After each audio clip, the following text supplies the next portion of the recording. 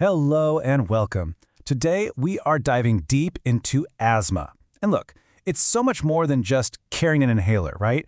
It's a chronic condition that affects millions of people. So we're going to break down the science behind that wheeze, figure out what actually triggers an attack, and, most importantly, talk about the practical steps you can take to get control and live a full, active life. So here's how we're going to tackle this. First, we'll cover the basics. What even is asthma? Then we'll get into the why, the causes and triggers.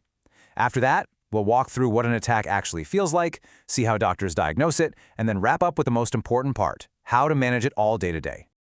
All right, section 1. Let's get right into it. What exactly is asthma? To really understand it, we've got to look at the science of a single breath. Okay, so the first thing you really need to get is that asthma isn't just a one-time thing. It's a chronic condition. That means the airways are pretty much always a little bit inflamed and swollen. You can think of them as being on high alert, kind of jumpy and hypersensitive, ready to totally overreact to stuff that wouldn't bother most people. Now, a huge part of an asthma attack is something called a bronchospasm, and the word itself tells you exactly what's happening. Broncho means airway, and spasm is, well, a spasm. It's literally an involuntary cramp in the tiny muscles that line your airways, causing them to suddenly squeeze shut.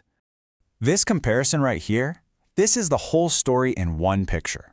A normal airway is like a wide-open, clear highway. Air just cruises right through, no problem. But an asthmatic airway? That's the same highway during rush hour, in a snowstorm. It's swollen, it's inflamed, and it's clogged up with this thick mucus, which makes it incredibly tough for air to get where it needs to go. So that leads us right into our next section, causes and triggers. Why does this happen to some people and not others? And what actually sets off the symptoms? Well, a lot of the time, asthma has pretty deep roots. There's a really strong genetic link, which means it definitely runs in families. But your genes aren't the whole story. What happens in your environment plays a massive role too. Things like getting bad respiratory infections as a kid or being exposed to smoke and pollution can help flip that switch. And this is so key. Once that underlying sensitivity is there, all sorts of everyday things can act as a trigger. For one person, it might be dust mites or their cat. For someone else, it could be catching a cold, having a stressful day at work, or even just stepping outside into a blast of cold winter air. So figuring out your personal triggers, that is a total game changer for getting control. Okay, let's move on to the anatomy of an attack. What is actually going on inside the body, and what does it really feel like? The classic signs of an asthma attack are pretty distinct. You often get that whistling sound when you breathe. That's the wheezing. And it usually comes with this feeling of tightness, like a band around your chest, a cough you just can't shake, and a general struggle to get enough air. And for a lot of people, for some reason, these symptoms just love to flare up at night. When an attack hits, your body kicks into overdrive, trying to fix things. Your breathing gets faster, and you work really hard to push that trapped air out. Now, if an attack is really severe, you might even see the muscles in the neck and between the ribs pulling in with every single breath. That is a critical sign that you need to get medical help, fast. Now listen to this, because this is incredibly important. You might think, oh, the wheezing stopped, things must be getting better. But no. In a really bad attack, the airways can get so tight that there isn't enough air moving through to even make a sound. A so-called silent chest can actually be a very dangerous sign. It means things are serious. So, with all these symptoms, how do doctors get a firm diagnosis? Let's take a look at the process for making sure it's actually asthma and not something else.